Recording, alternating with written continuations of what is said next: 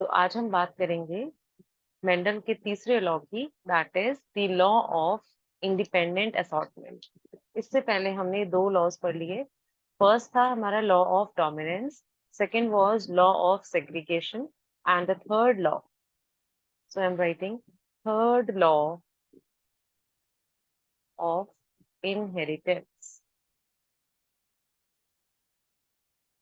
and this law is known as law of independent assortment। देखो इसका क्या मतलब है। जो पहले दो लॉज थे बेटे, वो हमने प्रूव किए थे यूजिंग मोनोहाइब्रिड क्रॉस। और मोनोहाइब्रिड क्रॉस का क्या मतलब होता है कि अ क्रॉस और a breeding between plants having या फिर considering only a single pair of contrasting character. ठीक है, जब हम एक या तो सिर्फ हाइट की बात कर रहे हैं, या सिर्फ हम शेप ऑफ सीड की बात कर रहे हैं, या सिर्फ हम कलर ऑफ सीड की बात कर रहे हैं। तो जितने हमने 7 कैरेक्टर्स देखे थे, 7 कंट्रास्टिंग कैरेक्टर्स की मेंडल ने स्टडी करी थी प्लांट में, उनमें से अगर किसी एक के बारे में बात कर रहे हैं तो that means we are talking about a monohybrid cross. तो मोनोहाइब्रिड क्रॉस से पहले दो लॉज इजीली एक्सप्लेन हो सकते हैं, बट फॉर द प्रूफ, या फिर मैं कहूंगी for explaining the independent assortment law, we should know a dihybrid cross. So पहले हम एक बार देख लेते हैं what is a dihybrid cross, क्योंकि ये वर्ड बार बार यूज होगा, तो एक बार समझ लेते हैं इस वर्ड का मतलब क्या है और इसमें कौन से क्रॉस हम देखते हैं या उसका रेशियो क्या आता है। फिर हम समझेंगे व्हाट इज द लॉ। ठीक है, तो डाई हाइब्रिड क्रॉस उन्होंने एक्सप्लेन किया था इस लॉ को।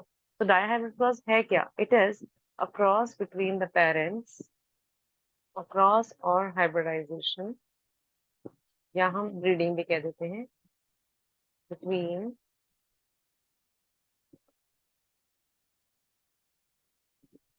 parental plants considering, डाई से हमें क्या समझ आ रहा है, मोनो से हमें समझ में आ रहा था 1, डाई से हमें समझ में आएगा it is 2। So a cross or hybridization between parental plants considering two pairs of contrasting characters. So any two we can discuss. For instance, I'm taking color of seed and shape of seed। ठीक है, colour of seed and shape of seed. तो ये character है, तो इनके traits कैसे होंगे? Colour of seed, what are the traits? Tell me, trait क्या क्या है? Ma'am yellow and green. हाँ, very good, colour of seed में आ जाएगा yellow and green. So yellow seeds and green seeds. हमने बिल्कुल फर्स्ट क्लास में टेबल बनाई थी उसकी, कि अगर हम इस कैरेक्टर की बात कर रहे हैं तो what all are the traits, और उसमें से डोमिनेंट कौन सा है और उसमें से रिसेसिव कौन सा है। तो we should know this.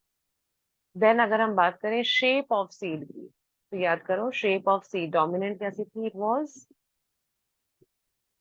Round and yes, round and wrinkled, round seeds and wrinkled seeds। Good.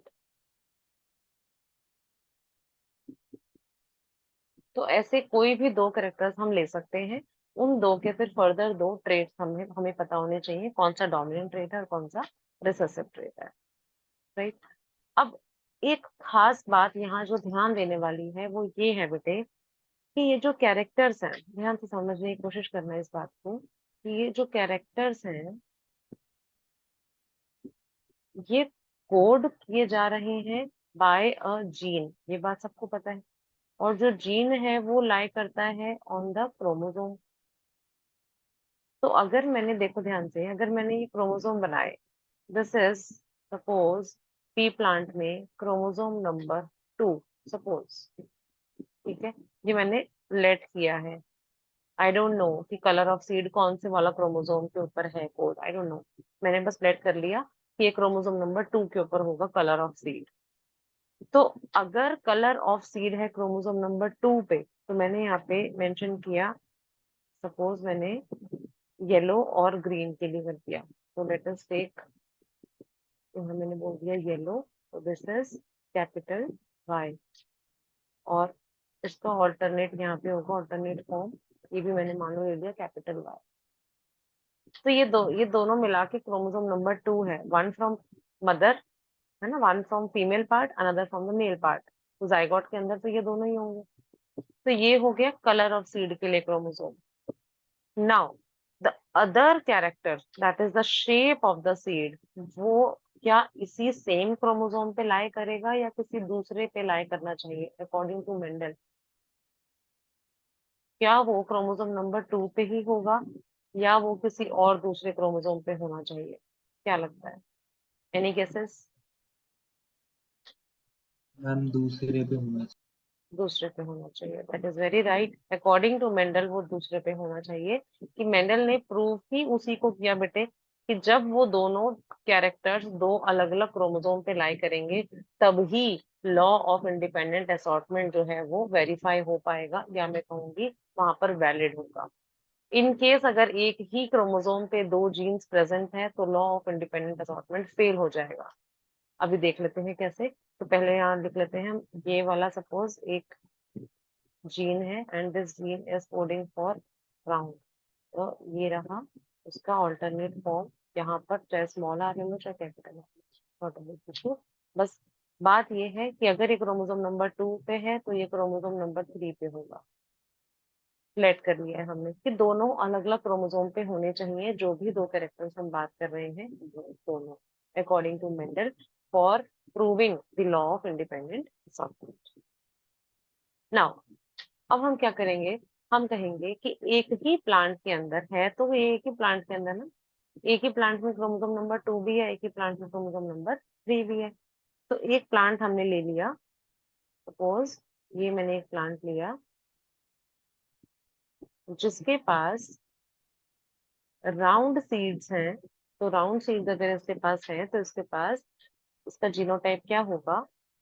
और हाँ, हमें पता है अकॉर्डिंग टू मेंडल के जो 3 स्टेप्स थे, बिल्कुल शुरू में हमने बात करी थी कि कौन कौन से स्टेप्स उन्होंने फॉलो करे थे फॉर एक्सप्लेनिंग द लॉज। तो उसमें से नंबर पहला फर्स्ट स्टेप क्या था? द स्टेप्स इन्वॉल्व में कि जो पेरेंट्स होने चाहिए वो कैसे होने चाहिए, शुड दे बी प्योर या फिर हेट्रोजाइगस? सिलेक्शन ऑफ क्या किया था? Pure. Ma'am pure. Pure. Very good, very good. तो पहले स्टेप के अकॉर्डिंग प्योर होने चाहिए। तो मैंने लिख दिया अगर राउंड सीड्स हैं इस प्लांट के अंदर, सपोज ये मेल प्लांट है और मेल प्लांट के अंदर राउंड सीड्स अगर हैं तो इसके अंदर प्योर पेरेंट है, तो मैं मीन्स कैपिटल आर कैपिटल। और अगर इसके पास येलो सीड्स हैं, जो सीड्स राउंड है वो येलो भी हैं, तो इसका जीनोटाइप आगे क्या होगा? इसके लिए भी प्योर होगा, that means capital Y capital Y. तो this is the genotype of the plant जो हमने पिक्चर में दिया है। The plant which is a male plant and which has to be crossed with the female plant. और वो female plant भी कैसा होना चाहिए? वो भी होना चाहिए बेटे, इट शुड ऑल्सो बी, ये मान लो ये फीमेल प्लांट है, it should also be a pure plant. तो इसका कॉन्ट्रास्टिंग प्योर प्लांट क्या होगा? अगर यहाँ कैपिटल आर है तो यहाँ पर क्या होना चाहिए? It should be small r small r. और अगर यहाँ कैपिटल वाई है तो इसका कॉन्ट्रास्टिंग होना चाहिए बेटे small y small y. Is that okay?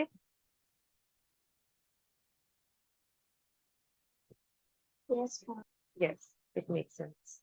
Now बात कर लेते हैं हम इसके फिनोटाइप की। So this is the genotype capital Y, that means it is round and yellow, round and yellow. और ये वाला जो हो जाएगा दिस वुड बी ऑब्वियसली इसका जस्ट ऑपोजिट हो जाएगा, so it is wrinkled and green plant. तो we are starting with a dihybrid cross now, कि ये हमने दोनों प्लांट्स लिए हैं और हमें इसका डाइहाइब्रिड क्रॉस देखना है। So for a cross, number 1 step is okay, Mendel ने ये पहला स्टेप किया था कि selection of pure parent plants, वो हमने कर दिया। What is the second step?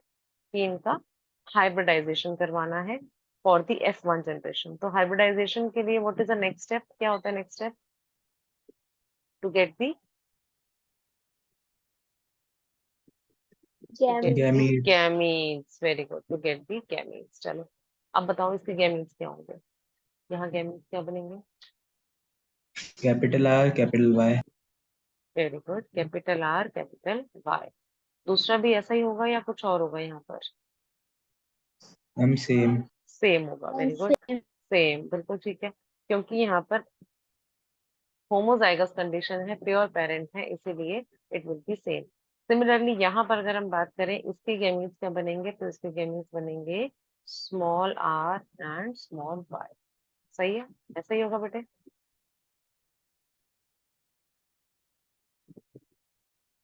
Now yes. Yes, what is the next step? Next step में हमें क्या चाहिए होता है? Next step is to get the F1 generation. So if both the gametes, pollen grain, combines with the ovum of this genetic makeup, then the new generation, F1 generation, में all plants would be having the genotype of, बोलो क्या, capital R, small r, capital Y, small y. ऐसा ही है? Right? Yes, ma'am. Yes. अच्छा एक बात बताओ, अगर मैं इसको ऐसा लिख देती, कैपिटल आर कैपिटल वाई, यहाँ से आ गया, और स्मॉल आर स्मॉल वाई यहाँ से आ गया, तो क्या ये गलत हो जाता? Is it wrong way of writing या फिर right way of writing? Ma'am wrong. Wrong way, very good, ये गलत है। क्यों गलत है? जबकि मतलब सेम है, और जब एक्सप्रेस करेगा तो वही आएगा जो यहाँ से आएगा।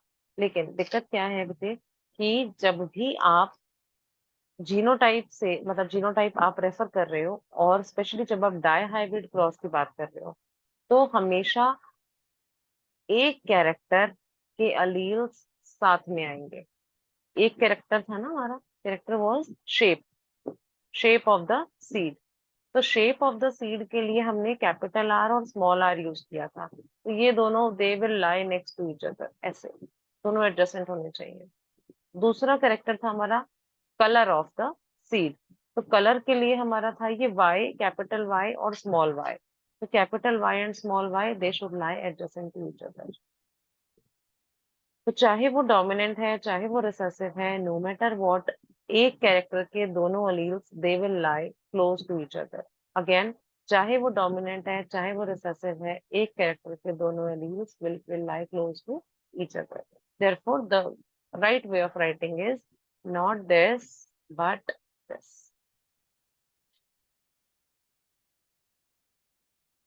So, is it done till here?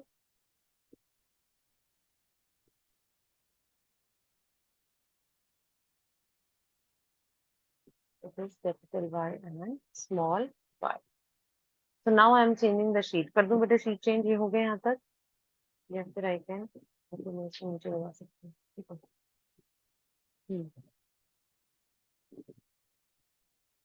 Now what is the next step? Next step is F1 आ गया है हमारे पास, और हमें चाहिए होता है F2 and F3। So F2 तक की बात करनी है हमें एट दिस लेवल, तो हमें करना पड़ेगा F1 क्रॉस F1। याद आ रहा है? ऐसे ही करते हैं ना F2 लाने के लिए, F1 क्रॉस F1, और इसी को हम क्या बोलते हैं? Self. Selfing, selfing. So this will result into F2. So F2 के लिए now new parents, so we will write parents.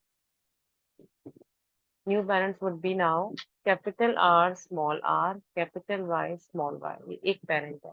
Suppose now this is male parent, और दूसरा parent जो female है वो भी same, क्योंकि selfing हुई है, capital R small r, capital Y small y. Okay, यहाँ हमने रेशियो नहीं मेंशन करे, मतलब मेंशन नहीं किया इसका phenotype क्या है। So all plants have, बताओ phenotype क्या होगा? Capital R small r, capital Y small y, so it should be, shape कैसी होगी? Round, because it is capital R is there. देखो हेट्रोजाइगस कंडीशन है कैपिटल आर स्मॉल आर की, so it should be round, क्योंकि R is dominant, capital R is dominant. Similarly capital Y small y, आप लोग बताओ क्या आएगा? Yellow. Ma'am, Yellow. now yellow. Yellow, very good. Yellow. So it is round because of capital R and yellow because of capital Y. So all plants have round and yellow seeds. ये line लिखनी is important. जहां जहां हमने genotype लिखा है बेटे उसका phenotype भी मेंशन होना चाहिए. Round and yellow seeds. अब इन्हीं राउंड एंड येलो सीड्स को हमने उठा के सेल्फिंग करवा दी F1 cross F1 and now these are the new parents. तो इससे F1 क्रॉस F1 करेंगे तो F2 तो आएगा हमारे पास, बट उससे पहले हमें क्या बनाने पड़ेंगे? गेमीन्स. चलिए चलिए गेमीन्स क्या बनेगा?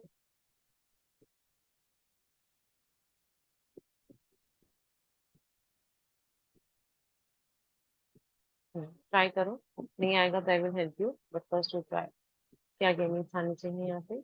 यहाँ से गेमीन्स बनाओ पहले. Male male parent.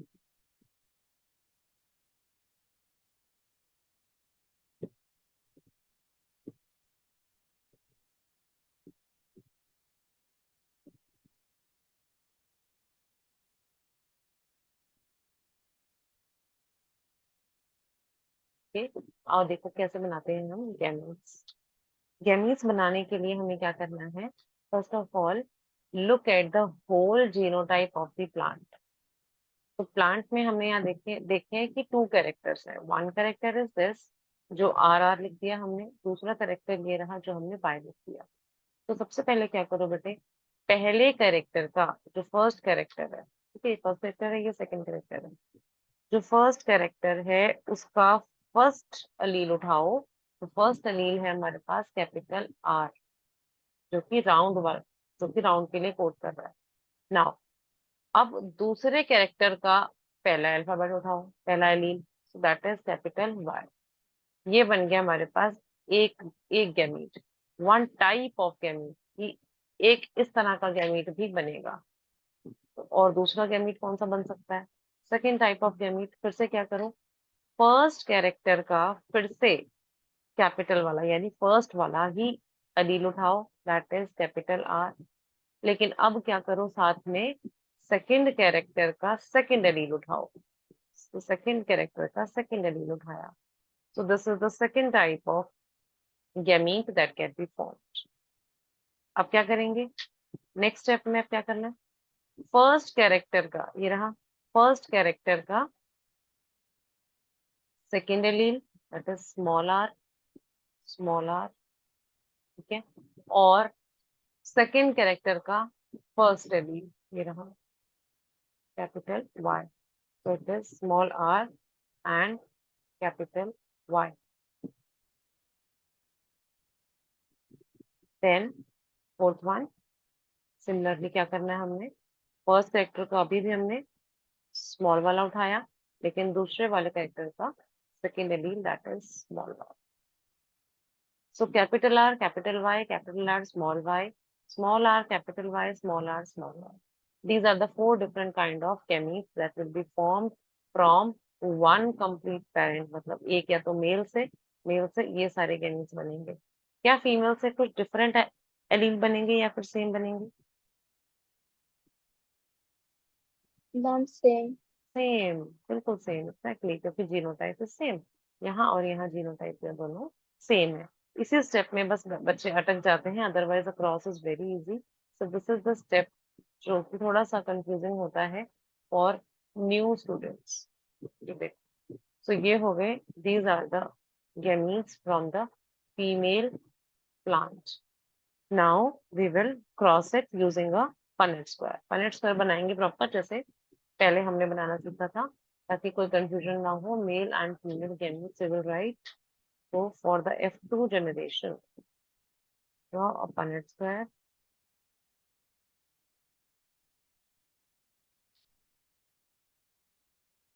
एक जगह देख लो मेल, जगह फीमेल.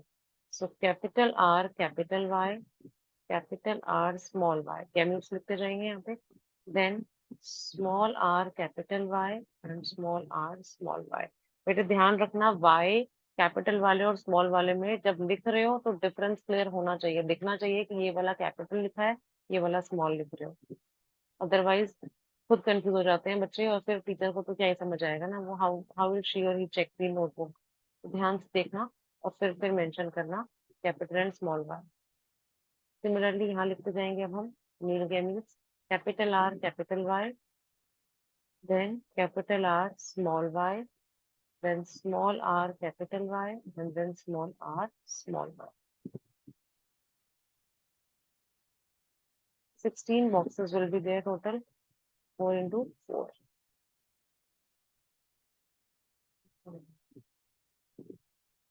स्केल पेंसिल से प्रॉपर ड्रॉ करना है। I am not having scale pencil here, तो मेरा थोड़ा थोड़ा नहीं, कुछ ज्यादा ही गंदा जा रहा है, तो आप लोग थोड़ा उसको neatly banana.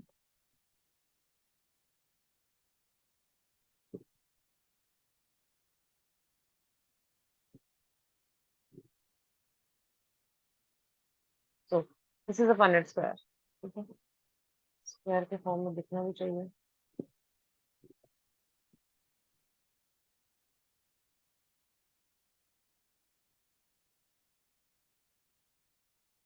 Now it's easy, will cross it and we will see क्या क्या कॉम्बिनेशंस बन सकते हैं।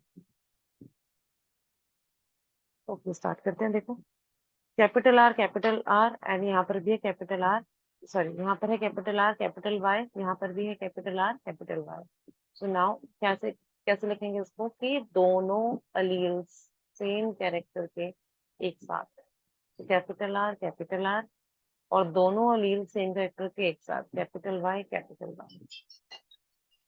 Then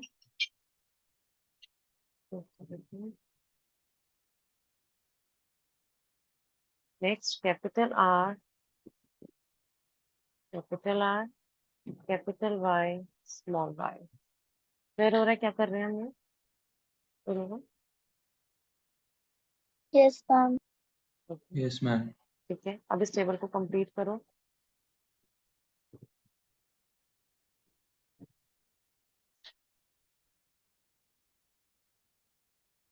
completed by yourself, I am also completing it. कोई डाउट होगा तो पूछेंगे। आई एम डूइंग इट, यहाँ से चेक करते रहना साथ साथ। Capital R small r and this,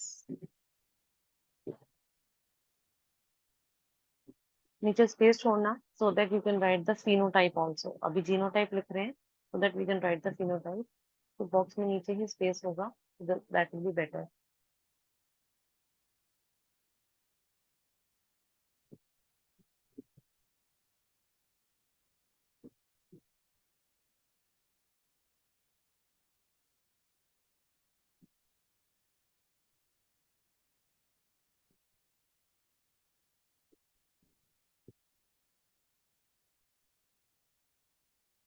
Ma'am, then.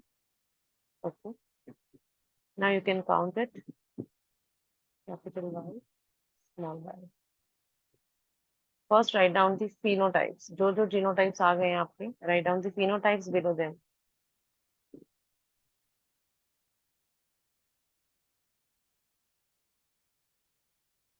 और लिखने का तरीका एक बार चेक कर लो, सारे जीनोटाइप्स ठीक से लिखे हैं। कैपिटल वाले हमेशा पहले आएंगे, स्मॉल वाले अल्फाबेट्स बाद में आएंगे दूसरे कैरेक्टर पे।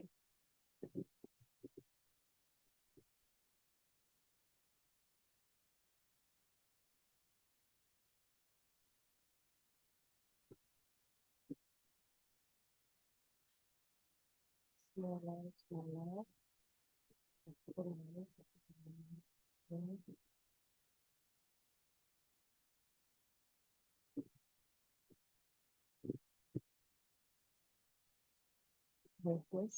Capital R small r small r small r small r small r capital R small r small r small r. Okay, now let us write the, check करो एक बार, ठीक है ये सारा यहाँ तक ठीक है बेटे? अनुराग,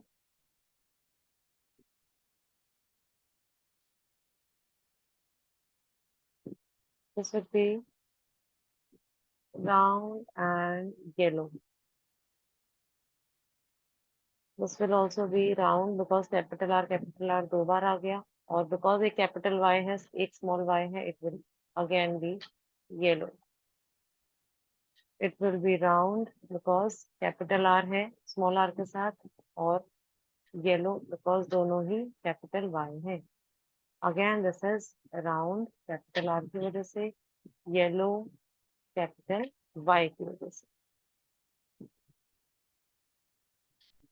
This is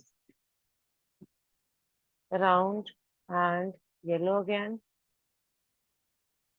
but this is round capital R, and because there is small y, so it would be green, round and green. So for the color distinguish, I'm writing it with round and green. Now this one, round and yellow. This is capital R, round, small y here again, so it should be green. So round green. Next, capital R, small r, again capital R है एक, तो round, दोनों capital Y है, so yellow. एक capital R है round, एक capital Y है yellow. Dominant rate express करेगा. Now see, it is small r. So small r के लिए small r would refer to not round but wrinkled. So it is wrinkled, and capital Y wrinkled yellow. Again, small r, so it would be wrinkled. Capital Y, small y, so yellow. Capital R एक है, it is round.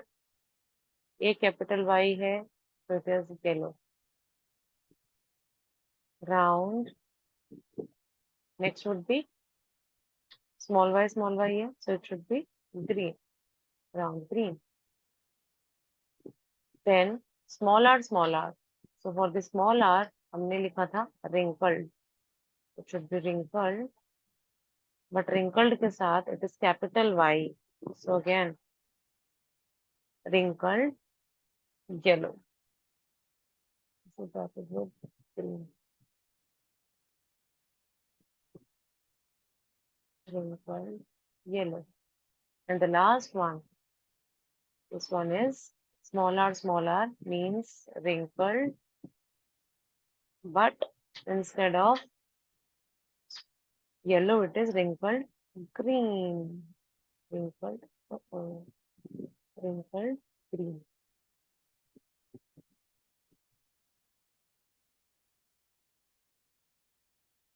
Okay. Now we can count and we can write down in the form of ratio. लिख लेते हैं इसमें कि कौन कौन सी varieties हमें देखने को मिली. तो इसमें हमें जीनोटाइप रेशियो नहीं लिखना होता है बेटे डायहाइब्रिड क्रॉस में, but we have to write the phenotype ratio. So we will write phenotypic ratio. So for the phenotypic ratio, पहले तो देखो कौन कौन सी वेराइटीज आपको मिल रही है. So first variety, देखो तीन अलग अलग कलर मिल रहे हैं ना. एक आपको मिल रहा है round and yellow. So you would first write round yellow is 2.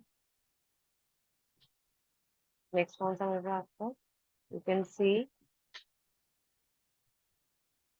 round green is 2. फिर आपको मिल रहा है wrinkled yellow, और फिर आपको मिल रहा है wrinkled green. So these are the 4 varieties that we can see from the Punnett square. Now we will count and we will write. कितना आ रहा है? Round yellow. How many are the round yellow?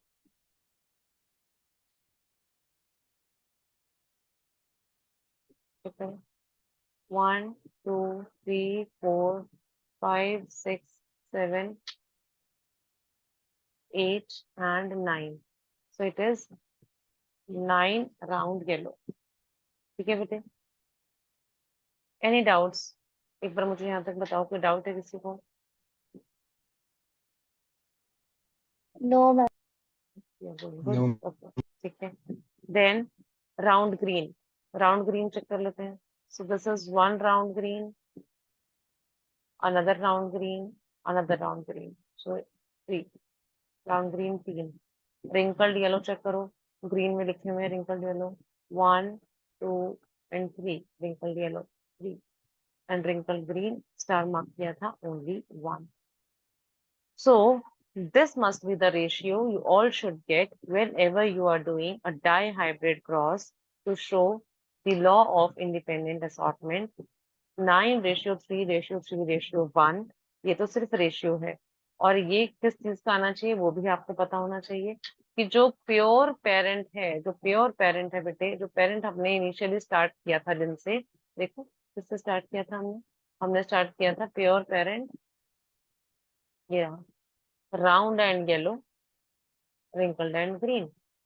तो दोनों parent को आपने extreme ends पे लिखना है. लिखने का तरीका देखो, दोनों पेरेंट को, जो पेरेंटल कैरेक्टर है, ये पेरेंटल कैरेक्टर है और दूसरा ये पेरेंटल कैरेक्टर है, दोनों पेरेंटल कैरेक्टर को आपने देखो दोनों एक्सट्रीम एंड्स पे लिख दिया रेशियो लिखने के लिए. ये लिखा एक पेरेंटल कैरेक्टर और दूसरा ये रहा parental character, wrinkled and green.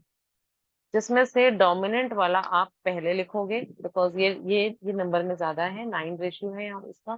So this one is your dominant character, dominant trait of the character, and this one is the recessive. ये है पेरेंटल वाले.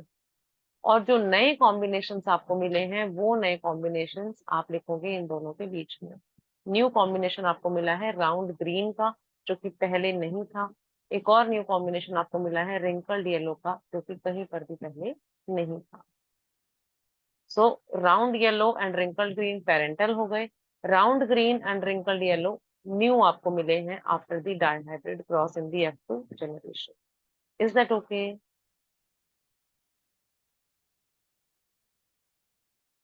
Yes, ma'am.